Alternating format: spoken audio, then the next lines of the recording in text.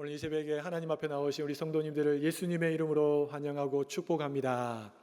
우리 읽은 말씀으로 아끼시는 하나님이라는 제목으로 함께 말씀을 통해서 은혜 나누기를 원합니다. 사랑하는 성도 여러분, 화를 내보신 적이 있으십니까? 한 분도 없으십니까? 우리가 살다가 화를 안 낼 수는 없는 것 같습니다. 자, 그러면 화가 나는 여러 가지 많은 상황들이 있을 텐데요. 왜 화를 낼까요? 이유는 간단합니다. 내 마음대로, 내 계획대로, 내 뜻대로 되지 않기 때문에 우리가 주로 화를 내지요. 오늘 성경에도 보면 아주 심하게 화가 나 있는 한 사람이 등장합니다. 그는 누굴까요? 요나입니다. 요나는 왜 화가 많이 났을까요? 우리가 오늘 4장을 잠깐 읽어봤지만 3장을 보시면 요나가 화를 낸 이유가 나와 있습니다. 요나는 하나님의 명령을 받아서 니느웨에 하나님의 재앙, 하나님의 심판이 임한다는 메시지를 선포했습니다. 그런데 이 메시지를 들었던 니느웨의 많은 사람들이 그 메시지를 듣고 회개 기도를 하기 시작한 것입니다. 왕에서부터 어린아이에 이르기까지 모든 사람들이 하나님 앞에 철저하게 용서해달라고, 불쌍히 여겨달라고 회개 기도를 한 것입니다. 그러자 하나님께서 그 기도를 들으시고 재앙을, 심판을 내리지 않는 것입니다. 그래서 이 요나가 화를 낸 것입니다. 여러분 이해가 되십니까? 요나는요, 회개의 이 메시지를 선포하면서 한편으로 어떤 마음을 갖고 있었냐 하면, 내가 이 회개의 심판의 메시지를 전하지만 저들은 그것을 받고도 하나님의 재앙을 받을 거야.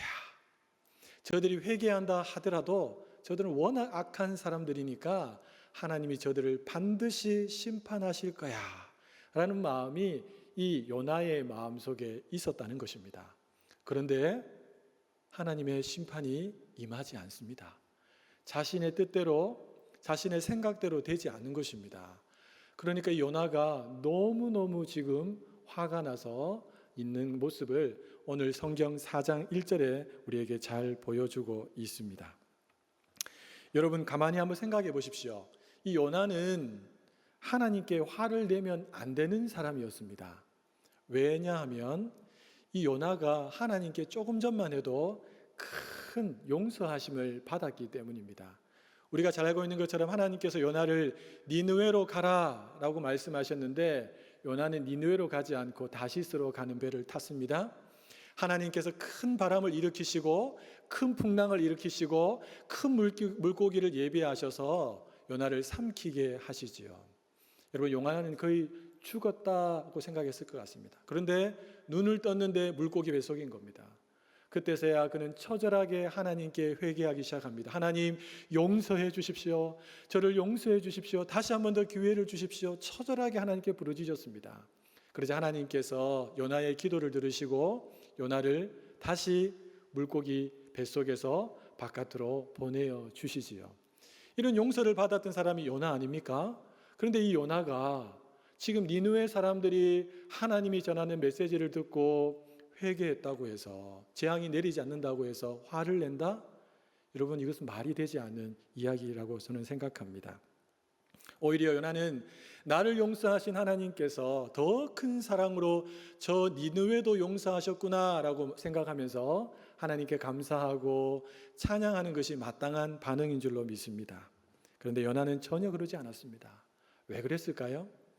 여러분 요나에게 있어서 이 니느웨라고 하는 백성들은요 특별한 존재였습니다. 특별히 악한 존재였습니다. 특별히 악한 존재.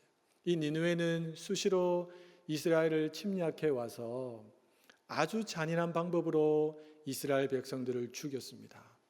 항복하면 용서해 주는데 항복하지 않으면 정말 여러 문서에도 나와 있는 것처럼 정말 말로 담을 수 없는 끔찍하게 사람들을 죽인 민족이 바로 이 아수르 니느웨 백성들이었다는 것입니다.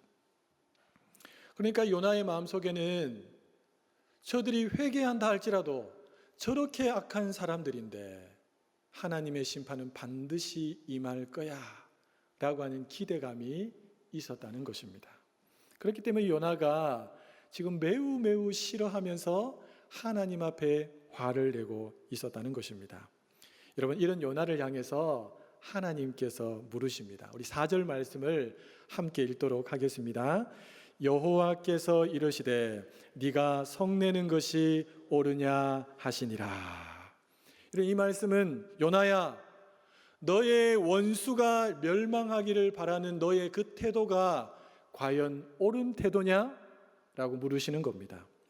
이 하나님으로부터 질문을 받았던 요나는 아무런 대답을 하지 않고 오히려 이상한 행동을 합니다. 우리 5절 말씀 또 함께 읽어보겠습니다. 요나가 성읍에서 나가서 그 성읍 동쪽에 앉아 거기서 자기를 위하여 초막을 짓고 그 성읍에 무슨 일이 일어나는가를 보려고 그 그늘 아래 앉았더라. 여러분, 성읍에서 나간 요나가 지금 어디로 가고 있습니까? 성읍 동쪽으로 갔습니다. 왜 성읍 동쪽으로 갔을까요? 그리고 이 요나가 왜 거기에서 자기를 위해서 초막을 지었을까요? 그 성읍, 그 니느웨에 하나님의 재앙이 내리기를 아직도 기대하는 마음을 가지고 있음을 보여주고 있습니다. 이런 요나의 행동은 너의 성내는 것이 과연 옳으냐? 라고 하는 하나님의 질문에 그럼요 하나님, 제가 성내는 것이 당연히 옳지요 라고 대답한 것과 똑같습니다.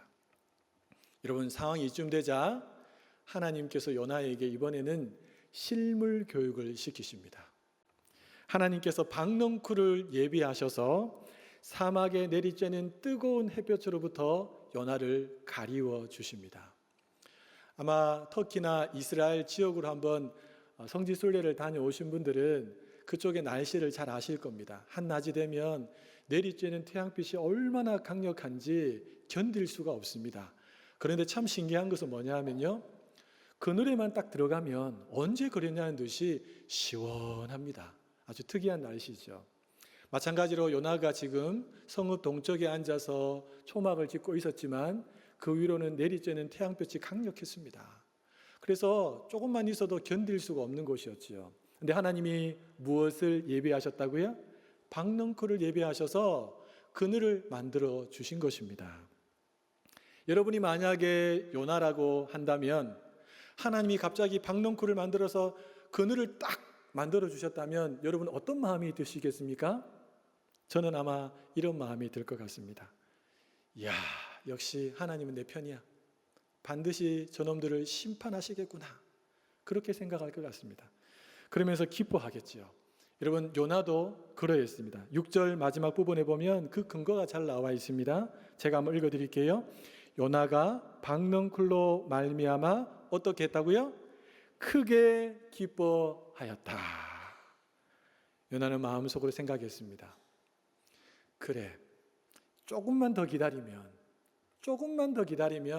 하나님이 우리 민족의 원수였던 저 니느웨의 심판을 내리실 거야. 그렇지. 분명 그럴 거야.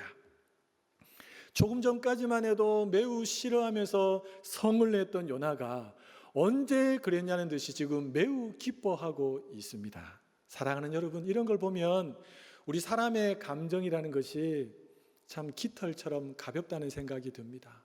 바람이 불면 이리 갔다가 또 바람이 불면 이리 왔다가 우리의 마음이 수시로 바뀌지요. 여러분, 저는 요나를 보면서 이 자기 중심성, 다른 말로 이기심이라고 하죠.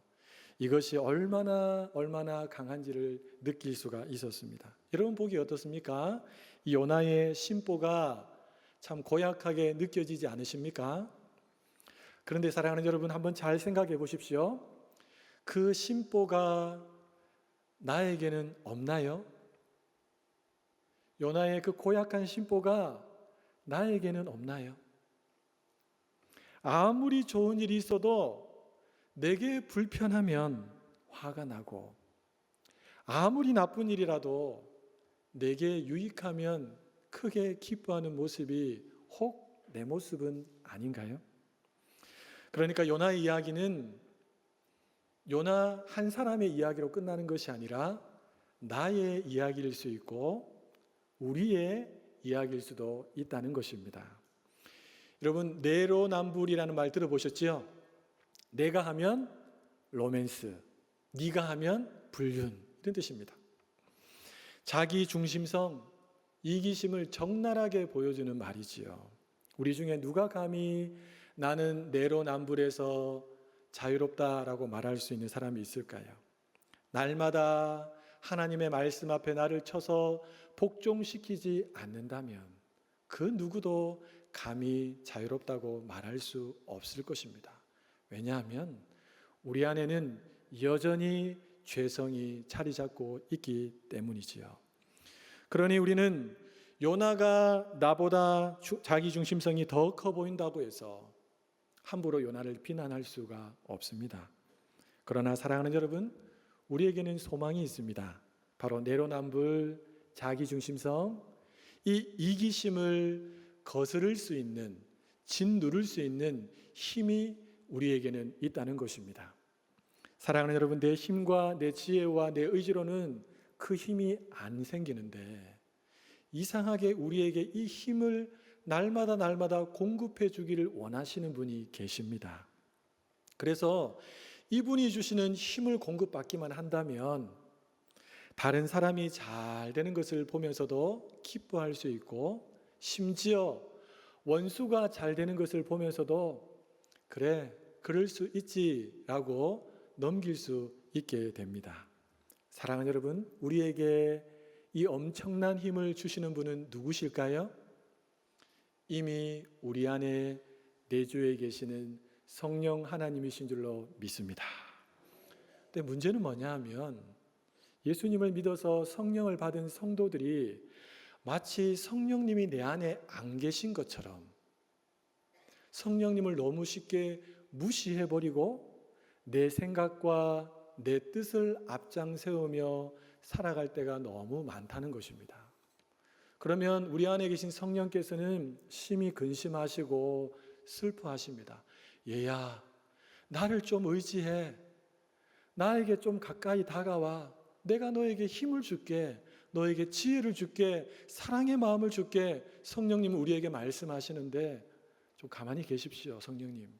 이런 상황에 어떻게 그렇게 합니까? 제가 할 수 있습니다. 간섭하지 마십시오라고 하면서 무시하거나 아니면 완전히 없는 것처럼 생각하고 지낼 때가 많다는 것입니다. 사랑하는 여러분, 사도 바울은 우리 안에 거하시는 성령님을 의지할 때 우리 육신의 본성, 죄성을 거스를 수 있다라고 성경을 통해서 말했습니다. 우리 갈라디아서 5장 말씀을 한번 찾아보겠습니다. 갈라디아서 5장 16절, 17절 말씀입니다. 신약 성경 308쪽에 있습니다. 갈라디아서 5장 16절과 17절 말씀, 신약 성경 308쪽. 우리 한 목소리로 이 말씀을 읽도록 하겠습니다. 내가 이르노니 너희는 성령을 따라 행하라. 그리하면 육체의 욕심을 이루지 아니하리라. 육체의 소욕은 성령을 거스리고 성령은 육체를 거스르나니 이 둘이 서로 대적함으로 너희가 원하는 것을 하지 못하게 하려 함이니라. 아멘. 성령을 따라 행하시는 우리 성도님들 다 되시기를 예수님의 이름으로 축복합니다. 사랑하는 여러분, 요나는 박넝쿨 하나 때문에 크게 기뻐했습니다. 그러다가 이튿날 새벽에 하나님께서 이번에는 벌레를 보내셔서 박넝쿨을 조금씩 다 갉아먹게 하십니다. 그러자 그늘이 사라져버린 것입니다. 뜨거운 사막의 그 열기가 고스란히 이 요나의 머리 위로 내리쬐기 시작했습니다. 그때 요나가 정신이 혼미하여 이렇게 말합니다. 사는 것보다 죽는 것이 차라리 낫겠다. 그때 하나님이 요나에게 이렇게 말씀하십니다. 우리 9절 상반절을 보십시오. 내가 이 박넝쿨로 말미암아 성내는 것이 어찌 옳으냐. 요나가 대답합니다. 내가 성내어 죽기까지 할지라도 옳습니다, 하나님. 하나님 앞에서 얼마나 뻔뻔한 태도를 보여주고 있습니까?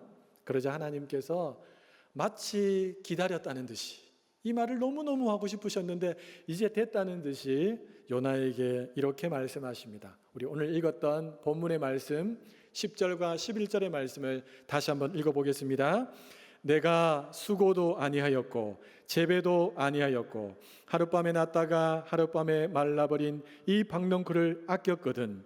하물며 이 큰 성읍 니느웨에는 좌우를 분별하지 못하는 자가 12만여 명이요 가축도 많이 있나니 내가 어찌 아끼지 아니하겠느냐. 아멘.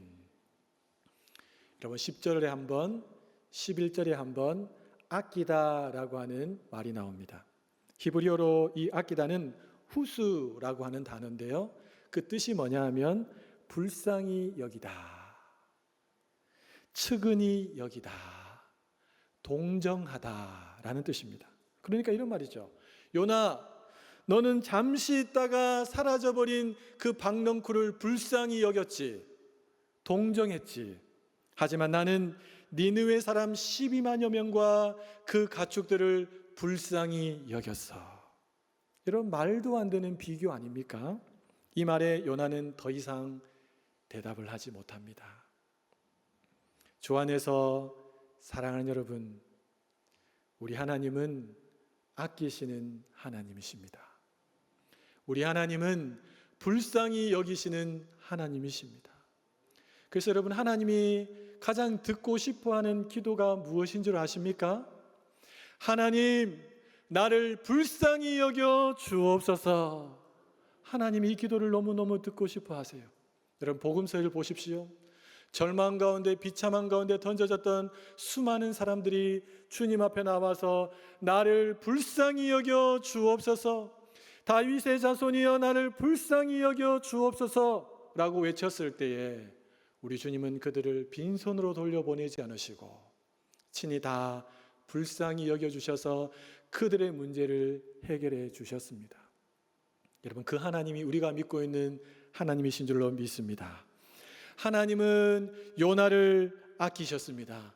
요나를 불쌍히 여기셨습니다. 하나님의 말씀을 듣지 않고 다시스로 멀리 가고 있는 그 요나를 위해서 하나님은 큰 바람과 큰 풍랑과 큰 파도와 큰 물고기를 예비하셔서 그를 돌이키셨습니다.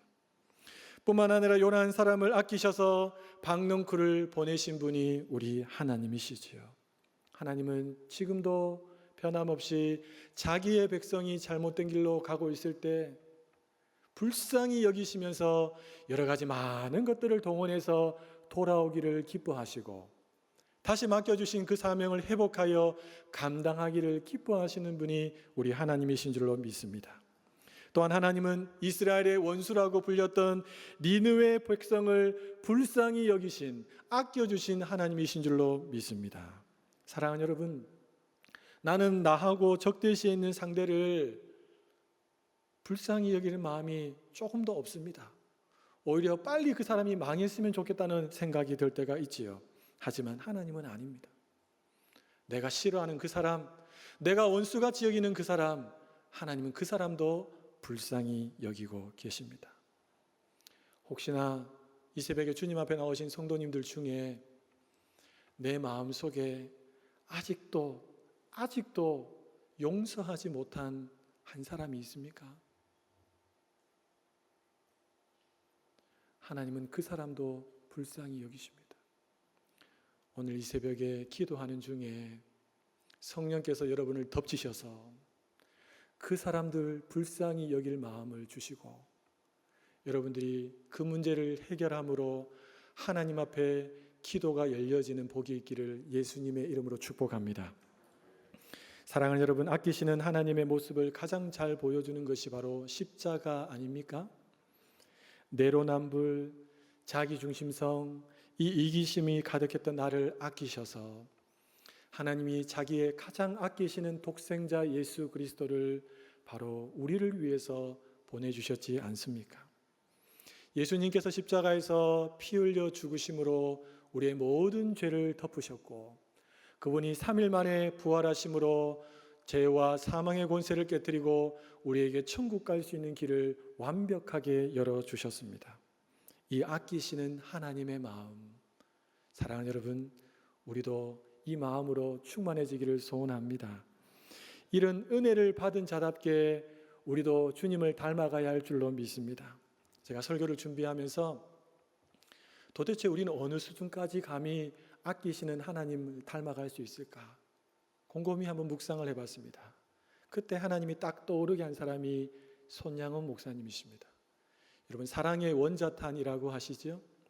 자신의 두 아들을 죽여버렸던 그 원수 같은 그를 용서해 줄 뿐만 아니라 자신의 양자로 삼으셨던 사랑의 원자탄. 여러분, 한순간에 되었을까요? 저는 절대 그렇게 생각하지 않습니다. 매일 매순간 성령을 의지하고 말씀을 붙들고 하나님 앞에 기도함으로 나갔기에 성령께서 손 목사님을 덮으셨기에 우리 인간의 힘으로는 도무지 감당할 수 없는 그 용서, 아끼심을 친히 행하게 된 줄로 믿습니다. 우리와 성정이 똑같은 사람입니다. 하나님은 이 시대에 하나님을 쏙 빼닮은 아끼시는 사람, 긍휼의 사람, 불쌍히 여기는 사람을 찾고 계신 줄로 믿습니다. 사랑하는 성도님들, 여러분들이 그 주인공이 되시기를 예수님의 이름으로 축복합니다. 기도하겠습니다.